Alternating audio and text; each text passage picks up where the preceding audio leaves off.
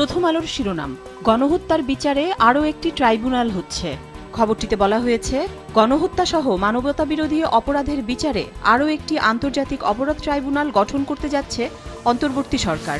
নতুন ট্রাইব্যুনাল গঠনের বিষয়ে শিগগিরই প্রজ্ঞাপন জারি করবে আইন মন্ত্রণালয়। এই ট্রাইব্যুনালের কার্যক্রম চলবে বর্তমান ট্রাইব্যুনালের পাশের ভবনে। এই লক্ষ্যে পুরনো হাইকোর্ট প্রাঙ্গণে একটি ভবনের সংস্কার কাজ এখন পুরোদমে চলছে। পত্রিকাটির আরেকটি খবর, সরকার ব্যর্থ হলে আওয়ামী লীগের বিচার হবে জনতার আদালতে। এনসিপির সমাবেশে ঘোষণা, আওয়ামী লীগের বিচার নিশ্চিত করতে পাড়ায় পাড়ায় মহল্লায় মহল্লায় জনতার আদালত তৈরি করবে এনসিপি। দেশের রাজনৈতিক পরিস্থিতি নিয়ে প্রধান শিরোনাম করেছে সমকাল। বিএনপি সমঝোতা চায়, ক্ষমা ও আওতা ঠিক হবে পরে।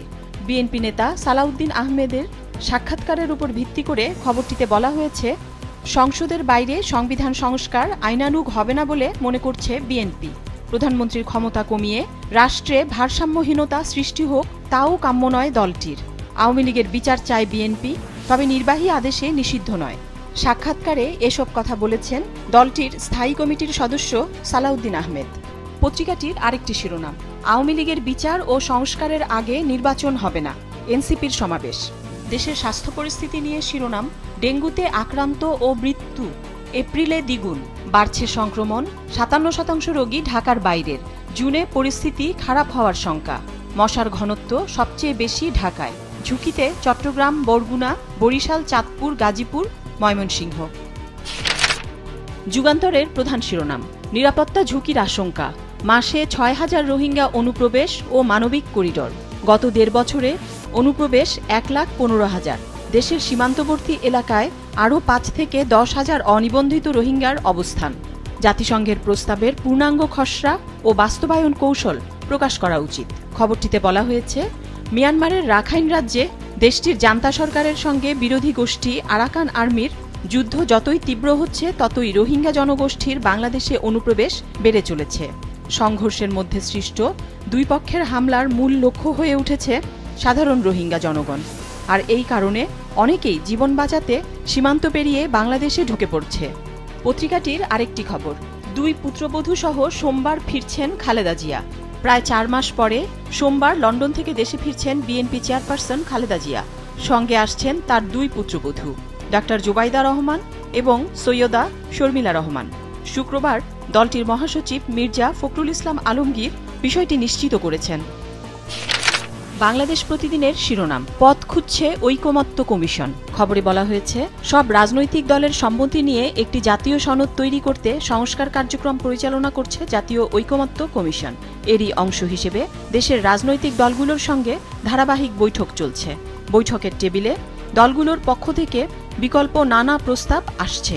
পাশাপাশি সংস্কার প্রস্তাব বাস্তবায়ন নিয়ে দলগুলো একাধিক বিকল্পের কথাও বলছে। পত্রিকাটির আরেকটি খবর, ভোট চাওয়াই এখন যেন অপরাধ, তারেক রহমান। পত্রিকাটির আরেকটি শিরোনাম, বিরোধ বাড়ছে রাজনৈতিক দলে। বিএনপি ও সমমনা দলগুলো চায় আগে জাতীয় নির্বাচন, জামায়াত ইসলামী আন্দোলন এনসিপি গণ অধিকার চায় আগে স্থানীয় নির্বাচন।